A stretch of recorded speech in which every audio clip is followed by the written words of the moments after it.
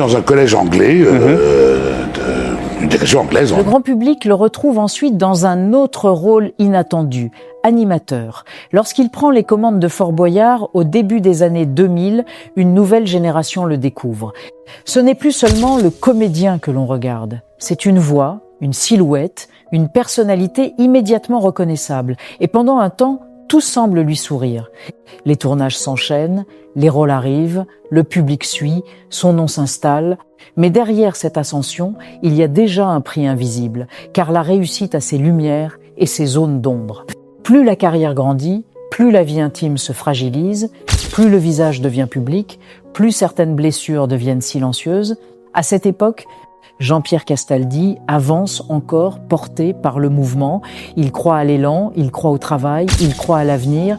Il ignore encore que pendant que sa carrière d'acteur progresse, son destin personnel est déjà en train de se compliquer et qu'au cœur de cette ascension se prépare une histoire d'amour aussi intense que douloureuse. Au moment où la carrière de Jean-Pierre Castaldi commence enfin à prendre son élan, sa vie personnelle semble elle aussi trouver un équilibre. Les tournages s'enchaînent, son visage devient de plus en plus connu et au milieu de cette ascension, il rencontre une femme qui va marquer profondément son existence, Catherine Allégret. À l'époque, leur histoire attire naturellement les regards. Elle vient d'une lignée artistique prestigieuse. Lui est en pleine construction, habité par l'ambition, la passion du métier et ce tempérament entier qui le caractérise déjà. Entre eux, la relation naît dans un univers de cinéma, de théâtre, d'intensité, un monde où tout semble vivre plus vite, plus fort, plus profondément. Très vite, leur lien devient sérieux. Ils se marient en 1969. Un an plus tard, naît leur fils Benjamin. Pour Jean-Pierre Castaldi, c'est le début d'un nouveau chapitre, celui d'un homme qui n'est plus seulement acteur, mais mari puis père. Pendant un temps, tout semble réuni.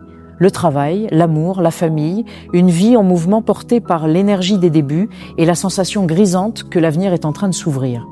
Il évoquera plus tard cette période avec une vraie tendresse, comme le souvenir d'une maison lumineuse, d'un bonheur réel, d'un commencement sincère. Mais certaines histoires se fissurent pendant qu'on les croit encore solides. Car derrière les apparences, la pression grandit, les rythmes du métier, les absences, les tensions, les caractères forts, la vie publique qui déborde sur la vie privée. Tout cela finit parfois par user ce qu'on pensait durable. Et un jour, ce qui semblait construit commence à se fragiliser. Puis vient la séparation. Le mariage se termine en 1977.